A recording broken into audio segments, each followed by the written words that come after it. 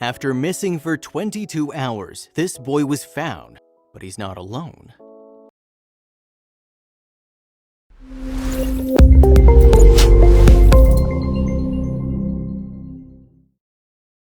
But before we start, please take a moment to give this video a like, subscribe to HappyWorld, and hit the bell so you'll never miss these great stories. When Caden's parents realized their son had gone missing on an April evening in 2018, it was incredibly warm outside. They initially believed he was engaging in a game of hide-and-seek, but quickly realized that wasn't the case. They located him after nearly 22 hours of searching, but are stopped in their tracks when they discover he's not alone. In Blount County, Tennessee, the family lived in a small community known as Top of the World. Caden's parents didn't mind if he played with himself as long as he didn't go too far without informing them. Caden was still missing on April 23, 2018, despite the fact that darkness had fallen. Naturally, his parents were concerned about his whereabouts. After all, he usually returned home by 6 p.m. While they were aware that he'd been playing outside as usual, they became concerned when he failed to return home that evening. But who exactly is Caden Leach? He was a happy and good boy who enjoyed being outside and playing with animals. Chula, his black and white terrier, is his pet. He, like many others his age, got into a lot of mischief. His parents initially assumed he was simply hiding somewhere in the house. When they realized their mistake, they contacted James Lee Baring, the Blount County Sheriff. They didn't want to take any chances because it was getting colder and darker outside and Caden didn't have a coat. When a child goes missing, it's every parent's worst nightmare. It's only natural for them to want to protect their child, so you can imagine how terrifying it must be when something like this happens. Caden's parents weren't any different. They were baffled as to why their son had vanished so quickly.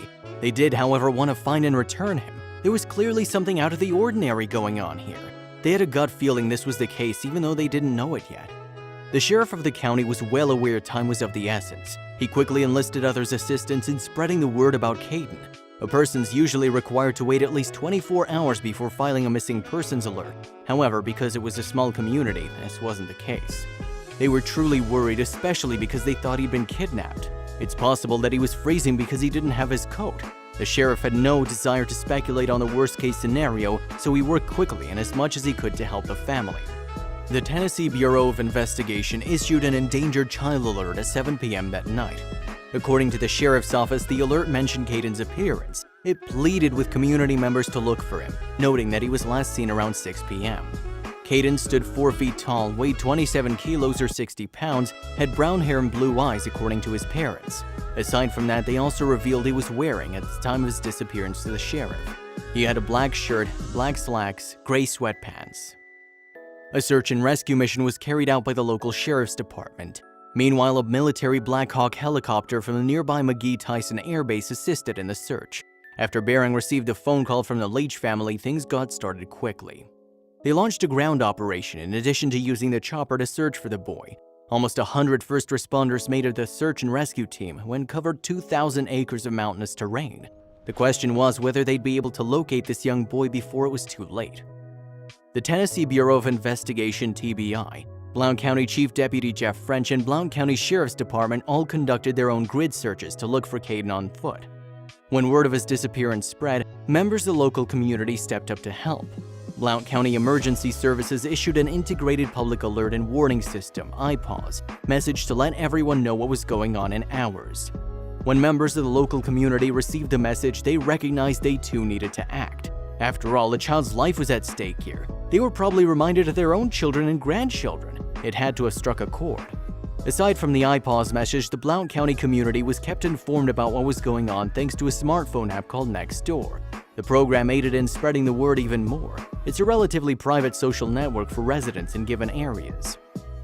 Many people were unable to assist with the search, but they made every effort to assist in any way they could. One of the local volunteers told WVLT News, "We're a very tight community. We try to help everyone. I got a phone call about what was going on. I was coming up the mountain from work and just shot straight over and did what I could to help." According to a former neighborhood resident, Megan Kessler heard about the missing kid and created an organization dedicated to supporting search and rescue operations. She gave the volunteers food and water. She spoke to WVLT News and said, "We knew it was going to be a long night. We brought coffee, chili, whatever they needed. We wanted to make sure we could supply it. They wouldn't let us search, so we did what we could." Everybody pitched in to help spread the word about this breaking story. The Tennessee Endangered Child Alert also shared a photo of the youngster on Facebook. They described Caden Leach's appearance and the circumstances surrounding his disappearance. The post was also posted by WBIR Channel 10. The post was shared over 2,000 times and received 350 reactions, updated with more information. Caden's whereabouts were the focus of the entire community's search. Word got around like wildfire. Even though they put in the most effort and assistance of local volunteers, the search yielded no results. The searchers were unable to rescue the young boy. It was dark and cold. As time went on and no one found the missing boy, authorities became increasingly worried about him getting sick if he wasn't found soon. In his case, the weather was deadly due to the fact that he wasn't wearing warm clothes. This spurred him to act faster. They were well aware he was dressed in insufficiently warm clothing to keep him warm during the night. For someone his age and size, that may prove lethal. It was critical he be located as quickly as possible. This was the point at which the search for Caden drew in an increasingly number of people. They were all aware of the urgency of rapidly locating him. None of them wanted to hear about the possibility of a tragedy because of this. For the next couple of hours, the search continued. Within a half-mile radius of the Leach family home, they focused on that area. In order to expand the search into surrounding rural and mountainous area, they had to wait till morning. His parents were undoubtedly worried about him. They were nervous, scared, and even guilty for allowing him to play alone outside. It took some time, but they eventually found out Caden was safe and sound. What actually happened? By staying up all night, the residents of the community demonstrated how close-knit and dedicated they were. They provided the volunteers with water and snacks. It was their way of assisting the first responders who'd been searching for Caden non-stop. Caden had to be somewhere out there, they knew. It was only a matter of staying committed and focused. They had no intention of abandoning the mission until Caden was returned to his family. They were dead set on doing just that. It became a little easier to locate the young man once it was daylight again. While the search for him remained difficult, no one gave up hope. They were all hoping that they'd find him alive and well. Because it was possible he'd fallen or drowned, search crews went to the lake to look for him. They didn't find him though. The Black Hawk chopper continued to look for him above ground to search as well.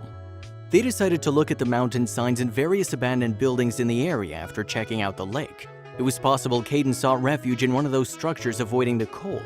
Sadly, they were unable to find him there either. After the early morning hours passed, they still had no idea where Caden Leach was. His family tried to think of anywhere he could have gone. Is there something sinister going on? It sounded impossible to their community. It made no sense to his parents that he'd vanished without warning. After all, he was well aware of his curfew and the limits of his freedom. Something didn't add up and everyone knew it.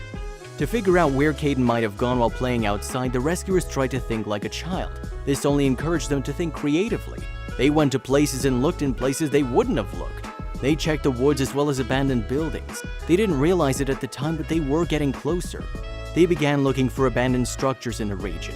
Then they went deeper into the woods. They had no idea they were coming closer to finally discovering Caden. They had a sneaking suspicion they were onto something. The crew made sure to check the entire area when they went into the woods not far from the neighborhood. They were officially out of options where he could have gone. The afternoon was drawing to a close and everyone knew they'd been stuck when night fell. Time was running out, but they were distracted when they heard a strange noise. The afternoon progressed. All the volunteers involved were aware they needed to continue searching until it became dark. The clock was ticking literally. They were all started by a noise from the woods. It piqued their interest immediately. What if he was pleading for help?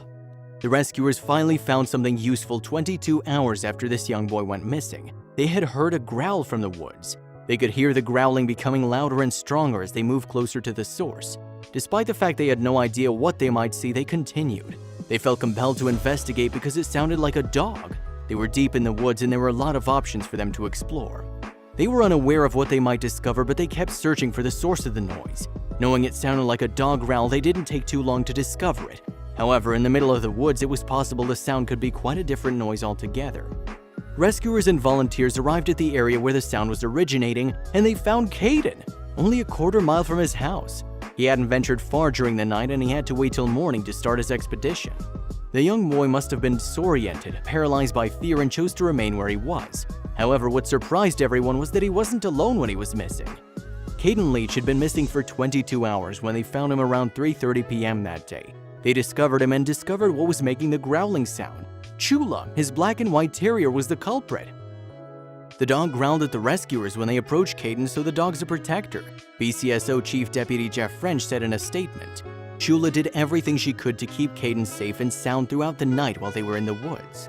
When they discovered the missing boy, he didn't appear to be in good health.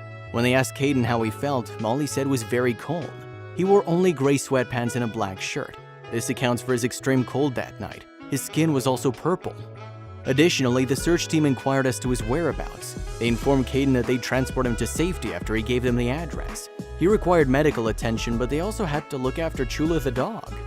Before these responders could transport Caden to his home, they transported him to Blount Memorial Hospital to be evaluated by medical personnel. They wanted to make certain he didn't have hypothermia or other health problems before dropping him off at home. The family was overjoyed to see their little boy safe and sound. Their minds simply couldn't comprehend that Chula was standing right in front of them. It was almost like something you'd see in a movie or book. Caden's family decided to issue an official statement while he was being checked out at Blount Memorial Hospital. They initially had no information about his condition or the circumstances around his disappearance. Nonetheless, his family wanted to express their gratitude to the incredible local volunteers and rescue teams who went above and beyond to help them find their son.